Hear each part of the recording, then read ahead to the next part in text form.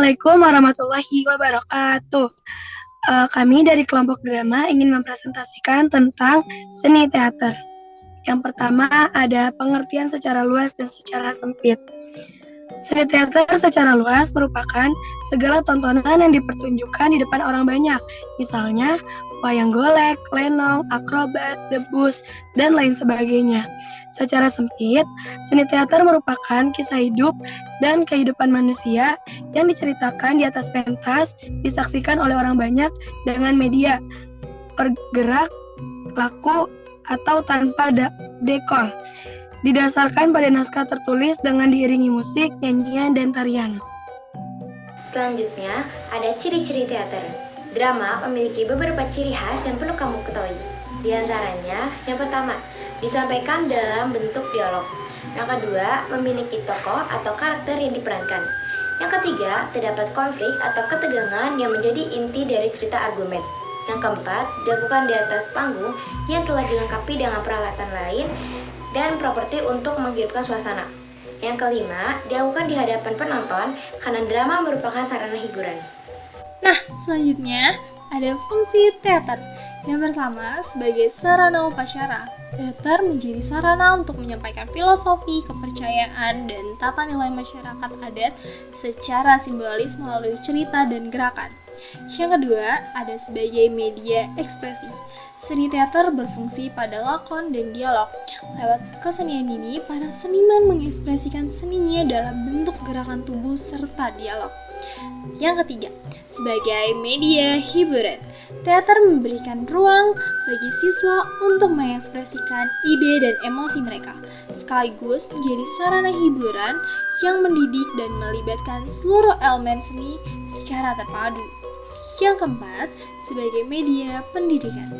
Drama atau teater mengajarkan siswa tentang nilai-nilai budaya, melestarikan seni tradisional, serta menyampaikan pesan moral dan pelajaran sosial secara menarik. Apa itu unsur intrinsik? Unsur intrinsik adalah elemen-elemen yang ada di dalam sebuah pementasan drama.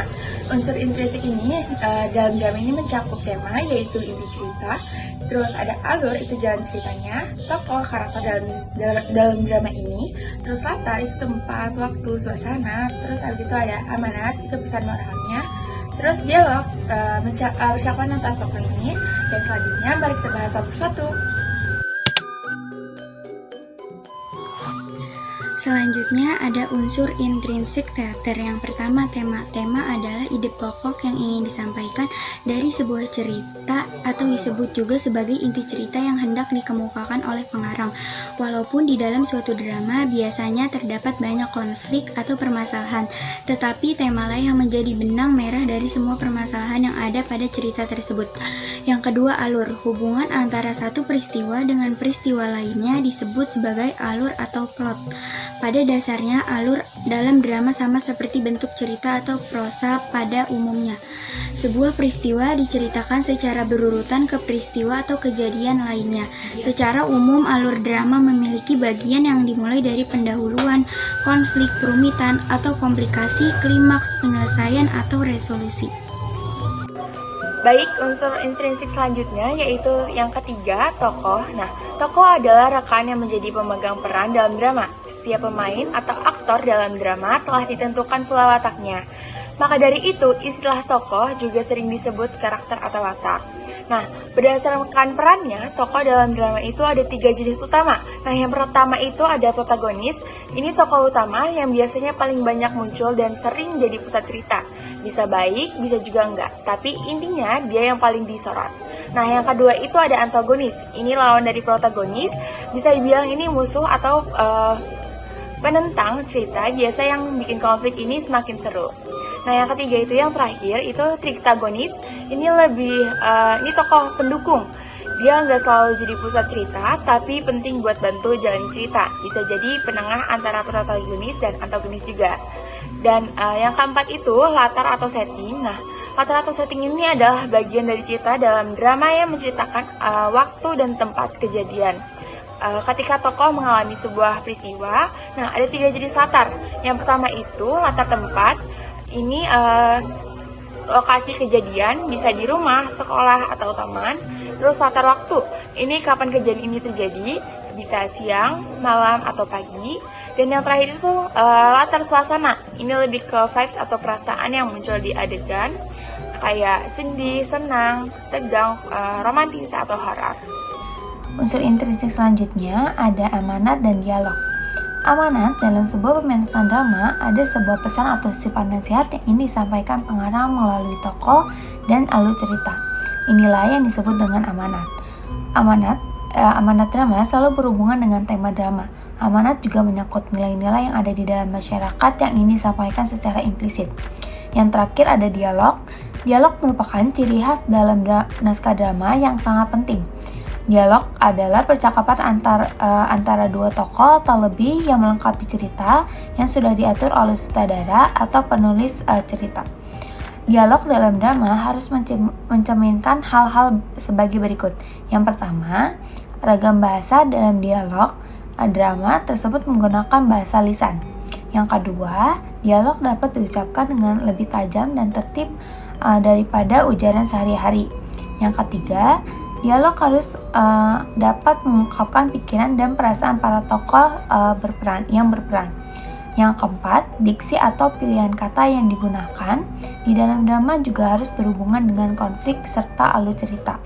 Yang terakhir, dialog dalam drama harus dapat mencerminkan tokoh yang dibawakan, baik itu watak secara psikologis, sosiologis, maupun fisiologis. Selanjutnya di sini saya ingin menjelaskan tentang unsur-unsur intrinsik teater. Yang pertama itu ada biografi pengarang. Setiap pengarang memiliki latar belakang atau riwayat hidup yang berbeda-beda, mulai dari lingkungan ia tumbuh, orang tua, pendidikan, lingkup pertemanan, hingga kepercayaan. Hal inilah yang bisa mempengaruhi sebuah karya yang diciptakannya. 2. Falsafah hidup pengarang. Sama seperti biografi pengarang, falsafah hidup pengarang, naskah drama juga berbeda-beda. Apa sih falsafah hidup? Falsafah hidup adalah pandangan hidup, gagasan, ide dan sikap batin yang dimiliki setiap manusia. Hal ini akan melandasi tema drama yang akan dibuat. Yang ketiga ada keadaan sosial dan budaya. Dalam hal ini, pengarang akan melihat isu-isu yang terjadi dalam masyarakat agar menarik perhatian audiens drama. Lalu yang kedua, saya ingin menjelaskan tentang unsur-unsur seni teater. Seni teater itu ada dua. Yang pertama ada internal dan eksternal. Yang pertama tuh internal. Semua hal yang berhubungan dengan keberlangsungan pementasan teater. Adapun unsur internal teater tersebut antara lain naskah atau skenario, pemain, sutradara, pentas, properti, dan penataan. Yang kedua ada eksternal. Semua pihak yang mengatur hal-hal yang berhubungan dengan pementasan teater. Adapun unsur eksternal teater tersebut antara lain sutradara atau direktur, stage manager, staf produksi, desainer. Nah, selanjutnya seni teater ini juga memiliki beberapa prinsip. Di antaranya yang pertama keseimbangan, kedua kesatuan, ketiga keirama, yang keempat poin, yang kelima interest, yang keenam proporsi, dan yang ketujuh adalah keselarasan. Oke, selanjutnya saya akan menjelaskan apa sih cerita rakyat itu. Cerita rakyat ialah kisah yang berasal dari tradisi lisan suatu masyarakat dan diwariskan secara turun-temurun. Cerita ini biasanya berisi nilai-nilai moral, pelajaran hidup, atau kepercayaan yang mencerminkan budaya masyarakat setempat. Cerita rakyat yang berasal dari Sunda biasa disajikan dalam bentuk drama, misalkan Kabayan, Situ Bagendit, Asal-usul Kota Bandung, dan Telaga Warna. Jadi, cerita yang akan kami ambil yaitu Telaga Warna. Telaga Warna ialah cerita rakyat dari Jawa Barat yang menjelaskan asal-usul sebuah danau dengan warna-warna indah. Kisah ini berkisah tentang seorang raja dan ratu yang sangat ingin memiliki anak. Setelah dikarunia seorang putri, sang putri tumbuh menjadi pribadi yang angkuh. Ketika dewasa, ia menolak pemberian rakyat berupa perhiasan. Karena sikapnya, perhiasan itu jatuh ke tanah dan memunculkan air berwarna-warni yang membentuk sebuah telaga. Telaga Warna dipercaya sebagai simbol pentingnya kesederhanaan dan kerendahan hati. Jadi untuk selanjutnya adalah tentang ragam teater Sunda. Ada apa aja sih? Nah, untuk yang pertama nih, ada namanya Longser. Jadi, ini teater rakyat Sunda yang sifatnya itu komedi dan juga interaktif. Biasanya mengandung cerita kehidupan sehari-hari dan juga kritik sosial. Dan biasanya dia diiringi sama kendang dan juga suling. Yang kedua, ada Sandiwara Sunda. Nah, ini teater modern yang menampilkan cerita dramatik dari kisah sejarah, legenda, ataupun kehidupan sosial. Yang ketiga, ada Wayang Golek. Nah, Wayang Golek ini pertunjukan wayang boneka kayu khas Sunda dengan cerita-cerita epik seperti Ramayana dan juga Mahabharata. Yang keempat, ada Ubruk. Nah, Ubruk ini teater rakyat khas Banten dengan unsur lawakan dan musik gamelan. Biasanya ini buat orang-orang yang punya hajatan gitu. Untuk yang kelima, itu ada Benjang. Jadi, umpan-umpan antara teater, pencak silat, musik, dan juga atraksi fisik khas Sunda.